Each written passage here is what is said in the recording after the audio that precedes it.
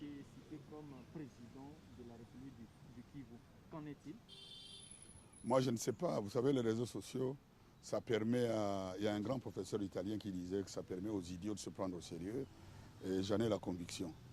Vous vous imaginez, d'abord, ceux qui ont mis mon nom dans les réseaux sociaux, ils ont même de la peine à écrire le prénom Marcelin, Tchishambo, c'est avec CI, mais ils ont voulu mettre TCH. Bon, ça s'écrit dans certaines provinces de la République démocratique du Congo, mais pas chez nous. Chez nous, Tchi, c'est CI, comme le Tchi latin pour ceux qui ont fait les littéraires. C'est Marcelin Tchishambo. Alors imaginez que nous allions créer une république. Moi, j'ai une petite expérience de la vie. Quand vous voulez faire une sécession, vous ne restez pas dans la capitale du pays duquel vous voulez vous séparer. Nous serions déjà partis chez nous, comme on l'a connu dans ce pays, n'est-ce pas? Vous avez l'histoire de ce pays depuis 60 jusqu'à maintenant. Et pour des gens comme nous qui nous prenons pour des nationalistes, imaginez que les nationalistes qui a vu Lumumba mourir puisqu'ils ne voulaient pas entendre parler de sécession. Et il y a eu des sécessions. Il y a eu la République de Léopoldville, il y a eu la République d'Elisabethville, il y a eu la République de Stanleyville. Et donc, nos parents ont tout fait. Mon père était député provincial et national de 1960. Il était de ceux qui ont pensé que ce pays devait rester uni. Et ce n'est pas pendant qu'on commémore l'indépendance que le Kivu va penser à se séparer du reste du Congo. Est-ce que les gens ont une idée sur le nombre de morts au Kivu pour que ce pays reste uni? Les gens ont une idée sur ça? Parler de la séparation du Kivu du reste du Congo pour faire quoi? Ils n'ont même pas eu le courage scientifique de réfléchir sur la capitale serait où. Et le Kivu dont on parle concerne quelle province? Il faut avoir le courage de parler. Il y a des grands professeurs, je pense à Mounaï plutôt de l'université catholique, l'université protestante du Congo, qui a écrit un livre sur la réforme administrative depuis 1888 jusqu'à nos jours, c'était en 2009. Il y a le professeur Lumanou qui a travaillé là-dessus aussi. Voyez d'où vient le Congo, comment on a réunifié, comment on a créé les territoires, comment on a créé les provinces. Imaginez que quelqu'un, puisqu'on a écrit sur Internet, va le faire. Non. Il faut avoir du respect pour les nationalistes qui ont versé de leur sang pour que ce pays reste uni. Comment vous vous êtes senti? Comment, après avoir appris tout ça sur les réseaux sociaux, une république du Kivu avec des drapeaux, hein, comment ça, vous avez accueilli cette Non, non, nouvelle? j'ai vu dans les réseaux l'histoire de la République du Kivu, c'était dimanche. Il y a quelqu'un qui m'a envoyé un petit texte sur ça, c'était dimanche. Mais les drapeaux ne sont sortis à Bukavu qu'il y a 2 jours. Et je profite de l'occasion pour remercier le gouverneur Théo Ngwabije de la province Sud Kivu, qui a rappelé à l'ordre ceux qui ont osé déposer ce qu'on a appelé les drapeaux. Mais vous savez, il fait du bon travail. Il est en train d'arrêter. Déjà, certains sont arrêtés pour avoir planté ce que vous appelez drapeaux dans plusieurs coins de la ville de Bukavu. Non, non, il faut avoir du respect pour ceux qui ont tout fait pour que ce pays soit uni. Vous savez, moi, je suis un ancien de Belgique. J'ai passé 23 ans de ma vie. J'ai 64 ans aujourd'hui. J'ai eu la chance de fréquenter des hommes politiques belges. J'ai eu la chance de fréquenter le président Kabila. Et j'ai une idée précise sur l'effort qu'il a fourni pour que ce pays reste uni. Accepter de négocier, d'aller à Sun City, c'était nécessairement pour refaire d'abord l'unité de ce pays. Et vous avez déjà oublié quel gouvernement on a eu? 1+4. On a eu la communauté internationale, le CIAD qui est venu nous raconter beaucoup de choses. Mais ce qui nous intéressait, nous autres, c'était de rester unis.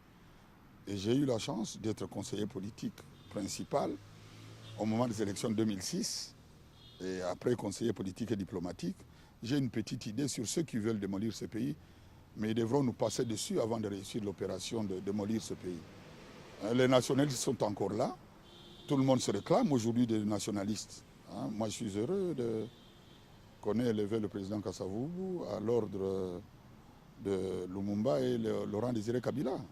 C'est quand il y a un événement comme celui-là que des petits malins peuvent perdre le temps à envoyer des messages sur WhatsApp parlant de la séparation.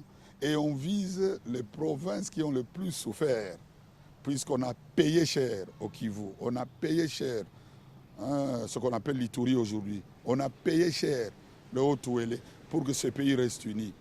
Et encore aujourd'hui, au moment où nous parlons, le sang coule en Ituri, le sang coule au Nord Kivu, le sang coule au Sud Kivu. Et c'est à ce moment qu'on vient parler d'un Kivutien qui voudrait se séparer pour aller où? On se séparerait du Congo, du reste du Congo, pour aller où?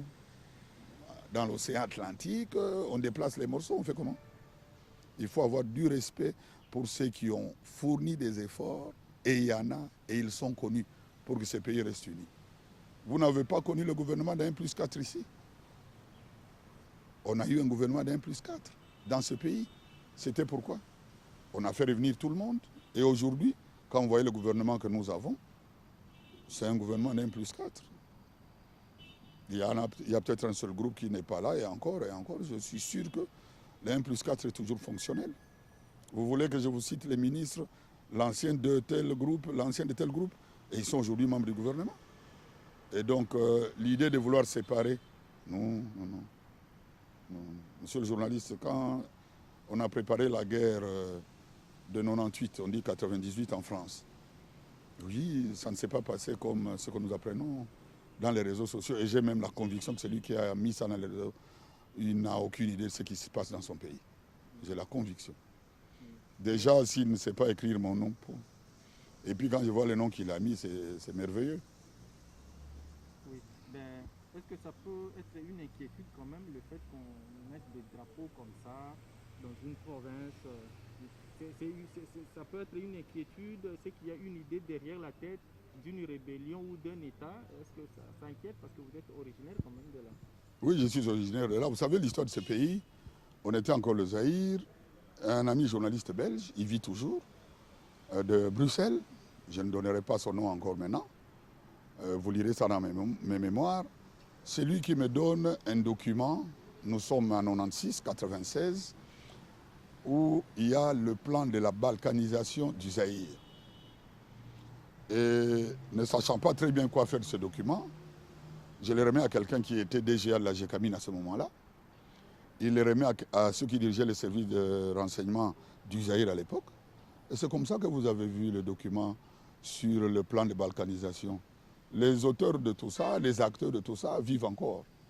Il y en a qui sont à Paris en exil. Ils se rappelleront que je leur ai envoyé le document contre la balkanisation. Et un journal ici, à Kinshasa, a publié, le journal c'était Le Grognon. C'est Le Grognon qui est le premier qui a tiré la sonnette d'alarme sur la balkanisation. Vous avez suivi le discours, c'était une homélie j'imagine, de l'évêque de Bunia, sur ceux qui rêvent de diviser le Congo. Il nous faudra nous passer sur le dos pour réussir ça. Il faudra nous passer sur le dos. On a déjà perdu et on continue à perdre. Combien de gens sont décédés? Des femmes, des enfants, tués inutilement au Nord Kivu. Encore la semaine passée. Combien meurent au Sud Kivu aujourd'hui? Il y a eu combien de morts en Ituri il y a 2 ou 3 jours? Nous avons toujours la MONUSCO ici, pourquoi? Puisque les massacres n'ont pas arrêté. Et c'est les provinces qui souffrent du massacre. Moi, j'appelle ça les provinces des nationalistes. Même si ça va jusqu'au Sankourou et jusqu'au Congo central. Jusqu'au Nord Ubangi, au Sud Ubangi. Les séparatistes, il faut les chercher à la loupe. Hein. Il faut les chercher à la loupe. Les Congolais veulent être ensemble. Ils veulent être ensemble. Vous pensez que nous sommes arrivés à la coalition, un gouvernement de coalition comme ça, il n'y avait pas un souci derrière ceux qui ont pris ces décisions-là? Il y avait un souci, éviter le drame à ce pays. On est allé dans une coalition pour éviter le drame. Et le premier drame, ça serait de voir ce pays déchiré. On le déchirerait pourquoi? Et c'est au moment où la Belgique reconnaît avoir eu des problèmes de gestion des Congolais en termes de massacre, que maintenant des petits malins vont écrire que nous voulons séparer. Ça serait pour donner raison à qui? Hein? Non, moi je crois que les gens doivent respecter ceux qui se sont... La mémoire de ceux qui se sont sacrifiés pour ce pays depuis 1960. Depuis 1960. Et vous savez, on reproche beaucoup de choses au président Mobutu, mais il nous avait fait une histoire, on appelait ça la militantisation de la territoriale. Il n'y avait personne qui travaillait dans sa province. Ceux qui dirigeaient la territoriale n'étaient jamais originaires des provinces ou on appelait ça à l'époque région, ou des territoires qu'on appelait à l'époque zones.